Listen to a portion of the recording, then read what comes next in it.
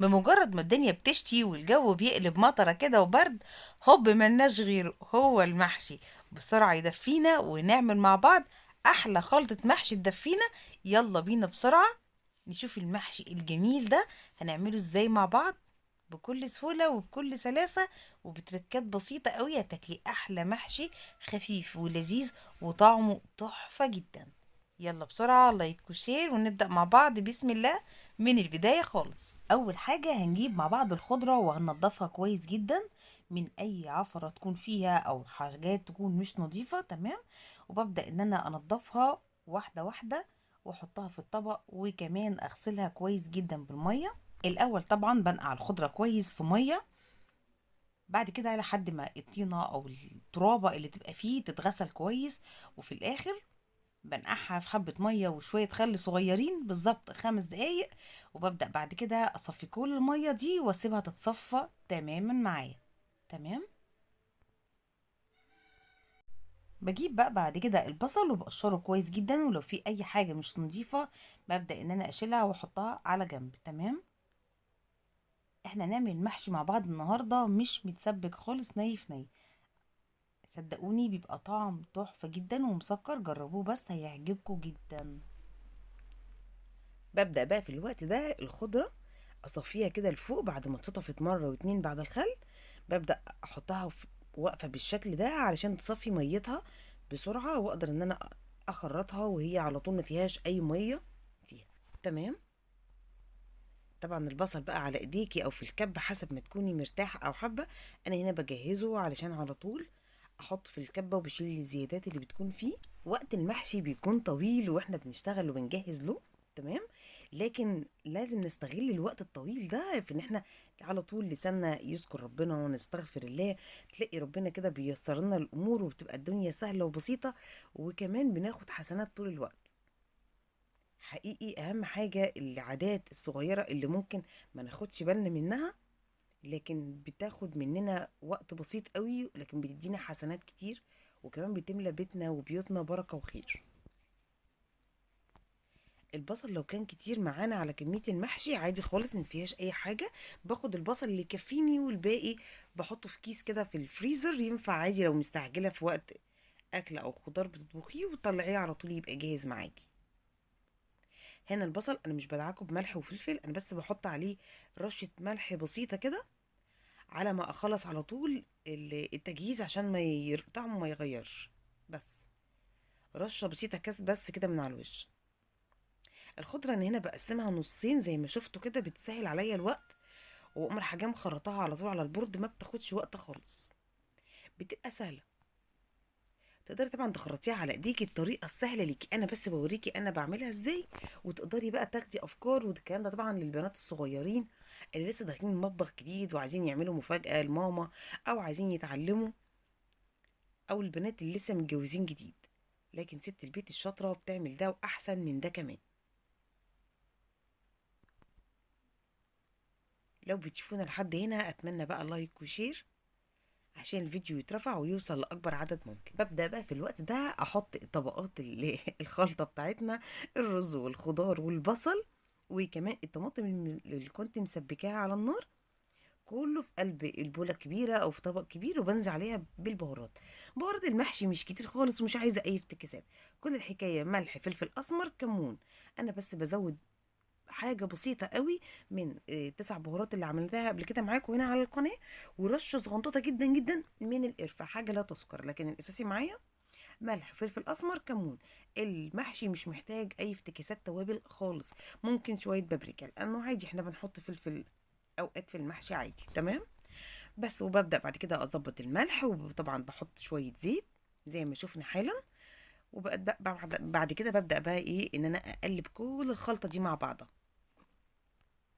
طبعا قبل ما بنشتغل ايدينا بتكون نظيفة جدا، وايدينا طول النهار بتتهلك من كتر الغسيل.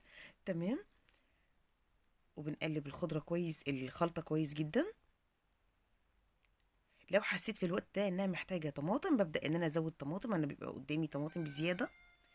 وطبعا من الاول ما باخدش الخضرة كلها، بالراحة كده محتاجة خضرة. تمام.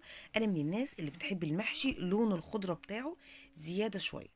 لا ليه؟ لان انا عايزه اكل المحشي ما يكونش فيه نشويات كتير بصراحة، فبكتر فيه البصل وبكتر فيه الخضرة.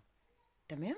كده كده الخضرة دي فايدة جميلة جدا، وفي نفس الوقت بتدي طعم حلو قوي، والبصل كمان لما بيكون كتير بيبقى برضو بيسكر طعم الحاجة. بس في الوقت ده خدوا بالكم، لو هتكتروا الخضرة وتكتروا البصل وقت ما بتسوي المحشي، بتقللي العقد بتاعه شوية، الشوربة اللي بتحطيها له بتقلليها له سيك. تمام. علشان ما يبقاش مميمي كده معاكي. كده اهو انا حسيت ان هو عايز ياخد تقليبه، قلبته كمان مع شويه بصل.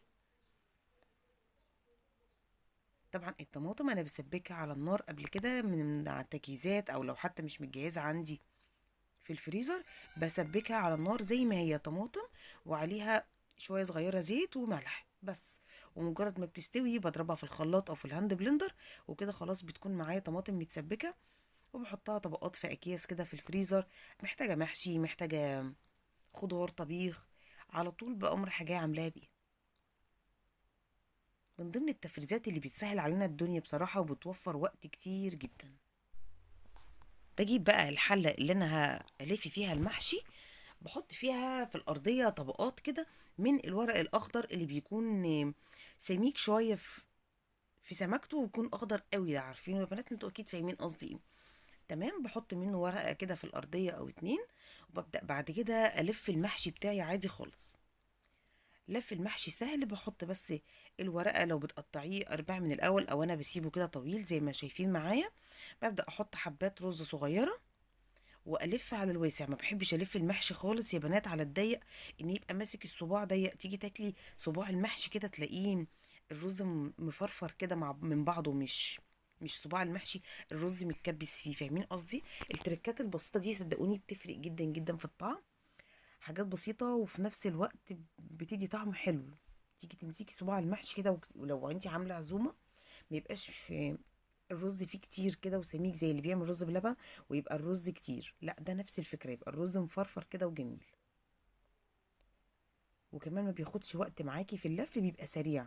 وتلفي على الواسع سيكة، بصي الصباع برضو ماسك نفسه، لكن في نفس الوقت ملفوف كويس.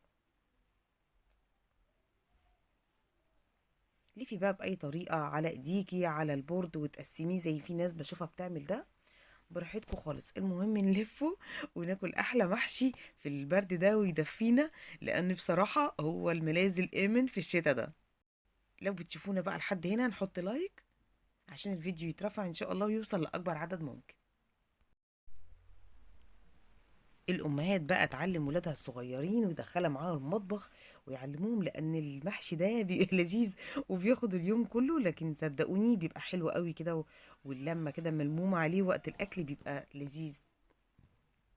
هنا خلاص خلصنا حلة على خير، وبعد كده خلاص هنبدأ بقى نسويها. بحطها على البوتاجاز، ويا سلام بقى المحشي ده يعني شوربة بط.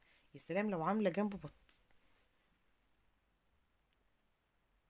وأوقات بقى أيوة وتهزيه كده، ويا سلام برضه لو تعملي التشريبة بتاعته، شوربة بط ومعاها طماطمية مبشورة كده ومعلقة سمنة، وبتظبطي الملح وتبدأي تشربي بيها المحشي تحفة. بصوا أنا هنا ما وصلتش خالص للصفة اللي قبل الأخيرة، لأن أنا مكترة البصل ومكترة الخضرة. ببدأ أزود شوربة لحد ما أوصل للصف اللي قبل الأخير بحاجة بسيطة، وبعد كده بوقف تماما وعلى نار متوسطة لحد ما يغلي معانا، ويبدأ كده يشكشك ويغلي. يبقى كده خلاص. طبعا بنهزه في الأول عشان الشوربة كده تغلغل جوه المحشي من الطبقات من تحت. أول ما المحشي يبدأ يغلي، هو طبعا على البداية على نار متوسطة أو حتى لو على نار عالية، ببدأ بعد كده أهدي درجة الحرارة واحدة واحدة. اهم حاجه ما اسيبوش يغلي على نار عاليه طول الوقت. مجرد ما بيغلي ببدا ان انا اهدي درجه الحراره. تمام. المحشي خلاص الميه بتاعته اتشربت وتمام جدا.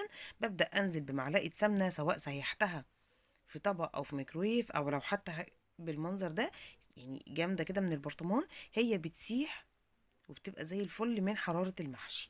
ببدا ان انا اوزعها كده على المحشي عشان تاخد تطعمه يعني. مش وقته بقى يا جماعة دايت ولا مش دايت، احنا دلوقتي بنعمل محشي، يعني عايزين ناكل حاجة على أصولها. سمنة بقى وشوربة بط ومحشي، يا عيني هو الدفا مش عايز غير كده. هنا كانت خلاص السمنة خلاص اتساحت، ببدأ في الوقت ده ان انا اغطي المحشي يكمل سوا على مهله. تمام جدا. بصوا بقى، بصوا صباع المحشي يا عيني عليه تحفة. بصوا ده هو ده اللي ينزل في القلب، مفيش بعد كده. طعمه حلو جدا. كده كان خلاص استوى، مفيش بعد كده. يلا بينا بسرعة ناكل مع بعض احلى محشي. لايك وشير وكومنتات حلوة كتير زيكم، ودمتم في رعاية الله. باي باي.